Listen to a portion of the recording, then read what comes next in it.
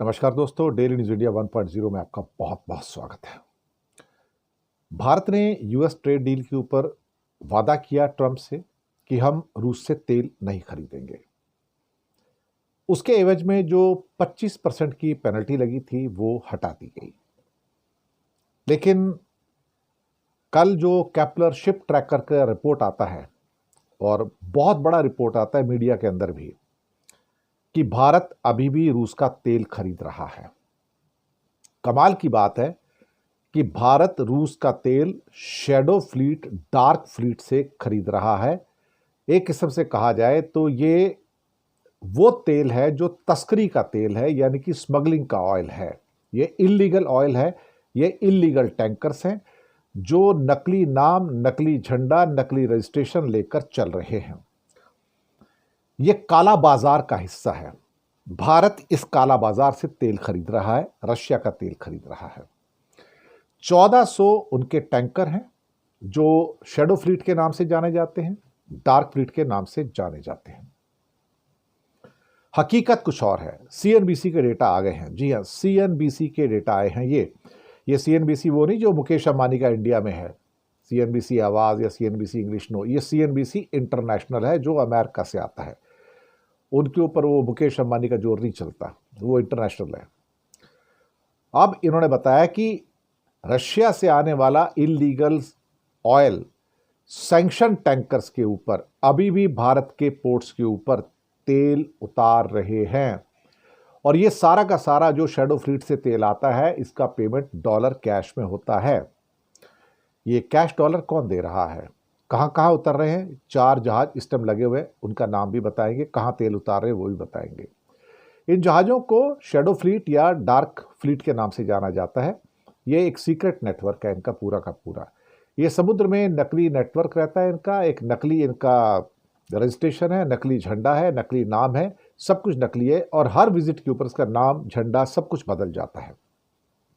बीच बीच में ये अपनी लोकेशन को छुपाने के लिए ट्रांसपॉन्डर भी बंद कर देते हैं ताकि कोई रडार से वो कैच भी ना कर पाए कि ये कहाँ पर है। शेल कंपनियां इसका इस्तेमाल करती हैं। शेल कंपनियां मॉरिशस में काफ़ी हैं, साइप्रस में है, दुबई में है, हांगकांग में, सिंगापुर में है। और ये शेल कंपनियां इंडिया में पैसा इन्वेस्ट करती हैं, आपको पता ही है।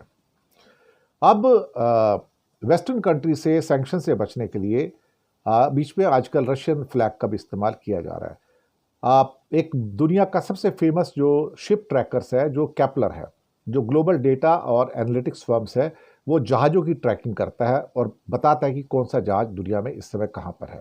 उन्होंने बताया कि रशिया के डार्क फ्लीट जो हैं, ये इसके द्वारा इस समय 4 टैंकर भारत के बंदरगाहों पर तेल उतार रहे हैं। ये इलीगल तेल है, इलीगल सारे सैंक्शन ये पूरे टैंकर्स हैं। इसमें एक जियानिस है, GIANNIS, ये चेन्नई की रिफाइनरी में रशियन तेल उतार रहा है।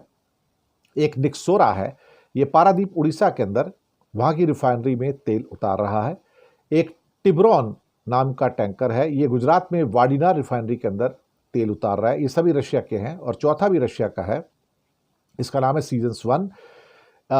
इसे वाडिनार के बाहर ट्रैक किया गया, अभी तक उसने तेल उतारा नहीं है, बताया है। मंगलवार को ट्रैक किया गया था इसको, और अभी तक उसने तेल नहीं उतारा है, लेकिन उसका नंबर आ जाएगा तो वो भी वहाँ पर उतारेगा, क्योंकि वो लाइन में वेट कर रहा है वहाँ पर। अब सवाल ही पैदा होता है कि 1400 जहाज इनके पास है, और कई जहाज तो अमेरिका ने भी सीज किए, कुछ ब्रिटेन ने सीज किए, अब जर्मनी भी कुछ सीज करने के चक्कर में है।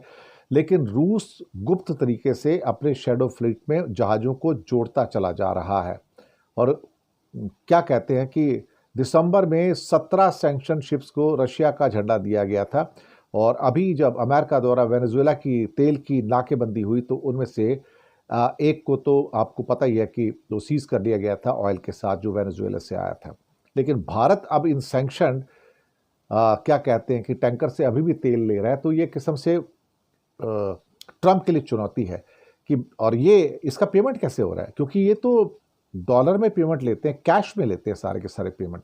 ये तो किसी उसका हिस्सा भी नहीं है जो तेल आ रहा है, कि हम किसी इलीगली या किसी और तरीके से उनको पैसे दे देंगे, वो भी नहीं है। तो इनको तो डॉलर दिए जाते हैं। और ये बीच बीच में तेल अपना हाई सीज के अंदर जो बड़ा होता है, बड़े समुद्रों के अंदर 2 जहाज खड़े हो जाते हैं, वहाँ तेल भी एक शिप से दूसरे शिप पे चला जाता है, और चेंज कर देते हैं, और उसका पैसा वहाँ डॉलर में कैश होता है। सबको पता है, तो ब्लैक मार्केट में ऐसे ही चलता है। तो भारत क्या ब्लैक मार्केट से या डॉलर दे रहा है क्या उनको? सोचने वाली बात है। मुझे लगता है कि इसके ऊपर सोचने की ज़रूरत है कि भारत भी इस कालाबाजारी का एक बड़ा हिस्सा बन चुका है। भारत की सरकार तो ऐसी है जो कालाबाजारी में यकीन करती है, वो तो सारी सरकार ही काला बाजार है देखा जाए तो। शुक्रिया आपका।